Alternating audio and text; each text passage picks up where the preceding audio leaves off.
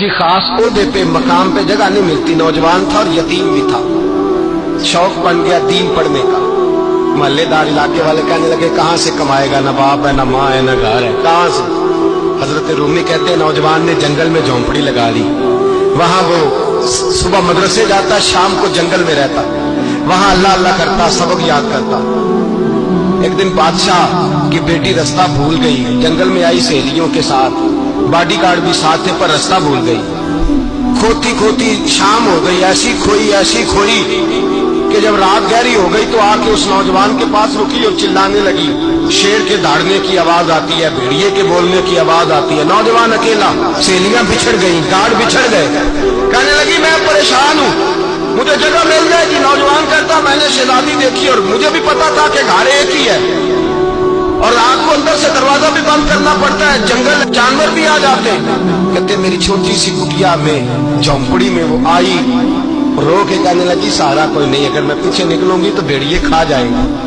कहते मैंने उसे जगह दे दी। अकेली औरत, चिराग जल रहा है, सबक याद कर रहा हूँ। मेरे नबी पाक ने फरमाया जहां मर्द औरत अकेले हो तीसरा शैतान होता है। और शहजादी, वो बच्चा कहता है सबक याद करता रहा सारी रात। वो बच्ची को कहा सो जा, पर वो कहती है नींद मुझे भी कहाँ आई। ऐसे मौकों पर नींद, सारी रात सबक याद करता। थोड़ी थोड़ी देर के बाद चिराग जलता तो उस पर उंगली रखता, हाथ जलता तो पीछे खींच ले, फिर दूसरी उंगली रखता, थोड़ी देर के बाद जलता तो खींच ले, हाथ सारा जल गया। सुबह किरणें चमकी तो कहने लगा चल निकल जा, दौड़ जा, बस बड़ा सब्र का इम्तिहान हो गया, चली जा। शहजादी बाहर निकली, सिपाही ढूंढ रहे थे। बादशाह खुद जंगल में निकला हुआ था, मेरी बेटी मिल गई। बादशाह तन्हाई में जाके कहने लगा बेटा मैं दुनिया को बताऊंगा कि मेरी बेटी खोई नहीं थी, सिपाही साथ ही थे। ये बड़ा मुश्किल होता है, बेटी तो भूल के भी रात कहीं रह पड़े तो लोग जीने नहीं देते, तो बेटा मुश्किल हो जाएगा मेरे लिए। कहाँ थी? उसने कहा नेक नौजवान के पास। उसने कहा बेटा मैं तो तेरी बात मानूंगा पर दुनिया नहीं मानेगी। अगर उस नौजवान ने किसी को बता दिया कि तू उसके पास थी तो फिर लोग मेरा जीना मुहाल कर देंगे। बेटा मैं मर जाऊंगा, मेरी मजबूरी ये है कि वो कहीं राज ना उगल दे वो नौजवान, उसे कत्ल करना पड़ेगा। औरत ने मिन्नतें की, उस बेटी ने कहा मेरे मौसम को मारोगे, रोई। और वो कहने लगा मैं बादशाह हूँ, मेरा अपना वकार है, मैं उसको छोड़ नहीं सकता। गिरफ्तार कर लाए सिपाही। वक्त तय हो गया सजा का। अकेले काल कोठरी में रखा गया, जो उसके खास इतबार वाले थे उनकी ड्यूटी लगाई। बादशाह ने बुलाया तालिब इल्म, आया।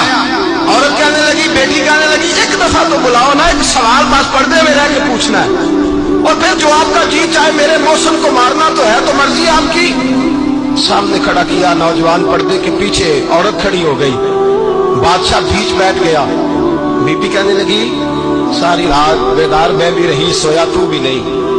वो जो तू चिराग के करीब हाथ लगा के जलाता था वो समझ नहीं आई। नौजवान रो पड़ा, कहने लगा क्या करूं, मैंने रसूलुल्लाह का दीन पढ़ा है, क्या करूं, मैंने हुजूर का दीन पढ़ा है।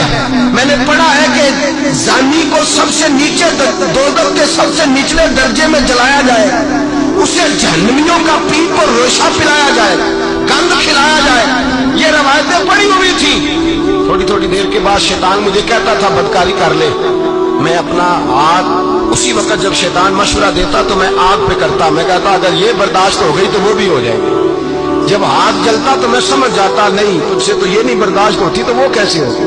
फिर मुझे शैतान मशवरा देता कोई देख नहीं रहा, तू बुलाने नहीं गया, खुद आई। मैं दूसरी उंगली लगा देता। मैंने हाथ जलाया और मैं समझ गया जब छोटे से चिराग की इतनी सी शमा की आग नहीं बर्दाश्त होती तो दोज़ख की कैसे बर्दाश्त होगी। कहते मैं पास आया, बादशाह ने ये कहानी सुनी, लफ्ज सुने तो चीख मार के रोया। कहने लगा तालिब इल्म तू तो मेरे नबी का सच्चा गुलाम है और मेरे रसूल के जो सच्चे गुलाम होते हैं उन्हें फांसियां नहीं दी जाती, उन्हें तख्त पे बिठाया जाता है। अब तुझे सजा नहीं होगी बल्कि मैं अपनी बेटी का निकाह तेरे साथ करूंगा और मेरे बाद इस सल्तनत का बादशाह भी तू ही बनेगा। अब वो नौजवान वहां नारे लगा रहा है, कहता लोगों तुम मुझे कहते थे दीन से क्या मिलता है, दीन से तो अल्लाह तख्त ताज भी अता फरमा देता है। अगर नौजवान शर्मो हया वाले बन के रहे अल्लाह सारी इज्जतें दे देगा।